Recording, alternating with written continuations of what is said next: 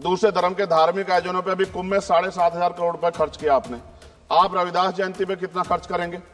आप 14 अप्रैल को डॉक्टर बाबा साहब अम्बेडकर। और मैं आपके माध्यम से सरकार को चेतावनी के तौर पर कहना चाहता हूं, सरकार अपनी इस आदत में सुधार करे, वरना इसके परिणाम सड़कों में बहुत भारी होंगे। अगर मुसलमानों को, दलितों को आप लोग निकालने के बारे में सोचोगे और उनकी धार्मिक आस्था का अपमान करोगे तो ये हम लोग किसी कीमत पे बर्दाश्त नहीं करेंगे। मैं जातिगत जनगणना से शुरुआत करूंगा, जिसकी देश को जरूरत है, क्योंकि जनगणना होगी तो आंकड़े आएंगे तो जो बजट दिया जा रहा है वो सही तरह से लोगों तक पहुंच पाएगा, उस बजट का लोगों को फायदा होगा। दूसरी बात, अयोध्या में 3 दिन तक पुलिस ने कार्रवाई नहीं की, इसका खामियाजा एक बेटी को अन्याय के रूप में उठाना पड़ा और मुख्यमंत्री जी यहां खड़े होकर राजनीतिक स्पीच में उस बेटी के अपमान का तमाशा बना रहे थे। ये बहुत दुखदाई है। साथ साथ कुंभ में जिनकी जान गई उनको मैं श्रद्धांजलि देता हूं और मुख्यमंत्री जी को आपके माध्यम से कहता हूं कि वो सूची दे दे तो मुआवजा सब लोगों तक पहुंच जाए। बहुत अच्छी बात है। एक आईना सर मुझे दिखाना है देश भर की सरकारों को। यही बागपत के एक बच्चे ने न्याय नहीं मिला सर, आत्महत्या कर ली पार्लियामेंट के सामने, जितेंद्र ने। परभनी में बाबा साहब अम्बेडकर की स्टैचू तोड़ी गई सर, वहां सोमनाथ सूर्यवंशी को पुलिस ने मार दिया सर। यहां पंजाब में सर, अमृतसर में बाबा साहब अम्बेडकर की प्रतिमा पे किस तरह का अपमान किया गया। गोरखपुर में 2 दलित बच्चों की हत्या हुई सर। सूरत में एक दलित बच्ची को फीस ना चुका कारण अपमानित किया गया, उसने सुसाइड कर लिया सर। झुंझुनू में राजस्थान में एक बच्चे की पिटाई की गई मटकी छूने पे सर दोबारा। कठुआ जम्मू में सर एक नाबालिग बच्ची का सामूहिक बलात्कार किया गया सर। साथ साथ सहारनपुर में भूमाफियाओं ने शमशान की भूमि को देवबंद में सर जबरन कब्जा करने की कोशिश की, गोलीबारी की सर।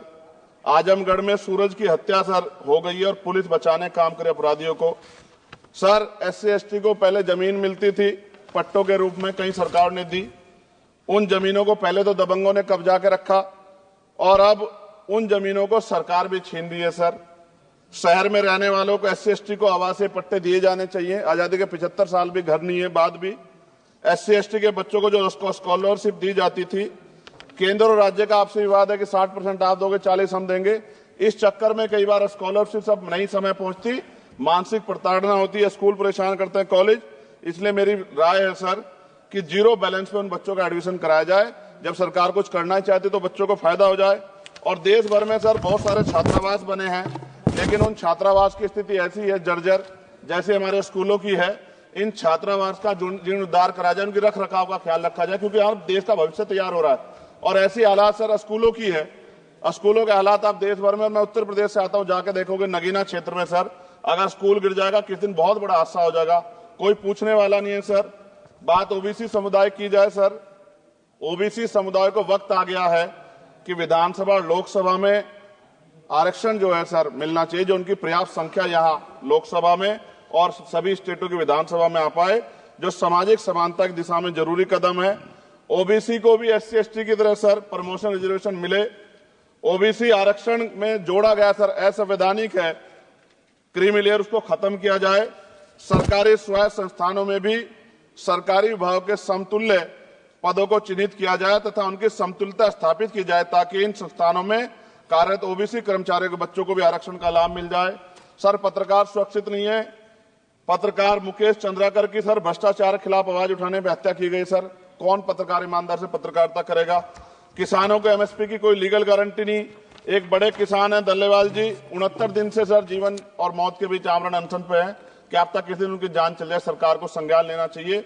सर माइनॉरिटी की बात करूंगा, धार्मिक आस्था की बात है, हम तो सभी का सम्मान करते हैं क्योंकि हमने शपथ ली है, हम संविधान को मानने वाले लोग हैं।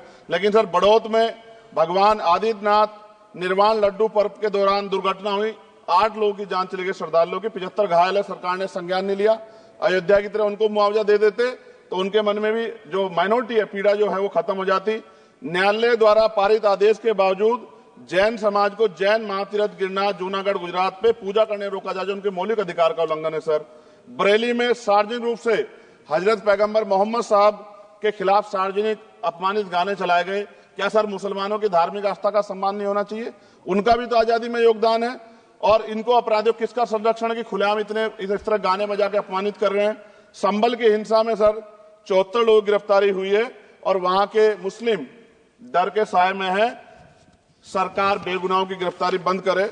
महाराष्ट्र में सर चंद्रपुर जिला पड़ता है, मैं अभी गया था, तालुका चिमूर में ताडोबा फॉरेस्ट में संग्रामगिरी पहाड़ पर बौद्ध स्थल है सर, बहुत पुराना। वहां बौद्ध भिक्षु को सरकार बिजली नहीं देती, रास्ता नहीं देती और इतनी बुरी हालत में उनकी धार्मिक आस्था क्या है सर, तथागत बुद्ध की ज्ञान स्थली होने के कारण बोध गया में बौद्ध धर्म के अनुयायियों के लिए जो बहुत महत्वपूर्ण स्थल है सर, इस स्थल पर अवैध कब्जा हटवाकर बौद्ध धर्म के अनुयायियों को सौंपा जाए। उनमें बड़ी चिंता, देश विदेश से लोग आते हैं, तो यहाँ हमारे देश की छवि भी खराब हो रही है। और अभी 12 फरवरी को सदगुरु रविदास जी महाराज की जयंती है और 14 अप्रैल को बाबा साहब अम्बेडकर की, 11 अप्रैल को राष्ट्रपिता ज्योतिबा फुले की। इनको मानने वाले लोग नए कार्यक्रम करना चाहते हैं। अभी जिस विचार की सरकार है सर, वो तो कोई कार्यक्रम कर लें, लेकिन अगर ये कार्यक्रम करना चाहते हैं तो इनको कोई छूट नहीं है और नई परमिशन नहीं मिल रही। खत्म करूंगा सर, अंत में थोड़ा सा और रह गया सर, इसको खत्म करूंगा। लेकिन सर मैं जानना चाहता हूं, क्या सरकारी पैसे पे एक ही धर्म का अधिकार है? दूसरे धर्म के धार्मिक आयोजनों पे अभी कुंभ में 7,500 करोड़ रुपए खर्च किया आपने। आप रविदास जयंती पे कितना खर्च करेंगे? आप 14 अप्रैल को डॉक्टर बाबा साहब अम्बेडकर जिनकी जय जयकार होती है उन पे कितना खर्च करेंगे? और उनके विचारों को आगे बढ़ाने के लिए आप क्या सहयोग करेंगे? ये सवाल बहुत बड़ा है। और अंत में सर मुझे आपसे, आपके माध्यम से सरकारों को कहना है सर, क्या इस देश से दलितों, मुसलमानों, पिछड़ों, आदिवासियों को निकाल देना चाहती है सरकार? जिस तरह से उनके अधिकारों को, स्कॉलरशिप को, उनकी पढ़ाई को, हेल्थ सिस्टम में कोई पैसा नहीं खर्च हो रहा है, क्या उनको निकाल के इस देश को ऐसा देश बनाना चाहते हैं जहां कुछ ही धर्म के लोग रहेंगे? सर मैं ये कहना चाहता हूं, देश सबका है और अगर सरकार ये तय करके बैठ गई कि वो दलितों, मुसलमानों को, पिछड़ों को, आदिवासियों को निकाल देगी, तो सर ये संभव नहीं। इतनी बड़ी आबादी है, हम अम्बेडकरवादी लोग उनके पक्ष में खड़े हैं क्योंकि हमने शपथ ली है कि हम हर व्यक्ति का संरक्षण करेंगे। और मैं आपके माध्यम से सरकार को चेतावनी के तौर पर कहना चाहता हूं, सरकार अपनी इस आदत में सुधार करे, वरना इसके परिणाम सड़कों में बहुत भारी होंगे। अगर मुसलमानों को, दलितों को आप लोग निकालने के बारे में सोचोगे और उनकी धार्मिक आस्था का अपमान करोगे तो ये हम लोग किसी कीमत पे बर्दाश्त नहीं करेंगे। मैं आपका धन्यवाद करूंगा सर, लेकिन साथ साथ मैं ये भी कहूंगा सर, और सर खत्म कर रहा हूं सर, 10 सेकंड में खत्म कर रहा हूं सर, आप आदेश करेंगे तो खत्म कर दूंगा। खत्म कर दीजिए, एक सेंटेंस बोलिए। 10 सेकंड में खत्म कर दूं सर, एक सेंटेंस में 10 सेकंड ही आएगा, बोलिए।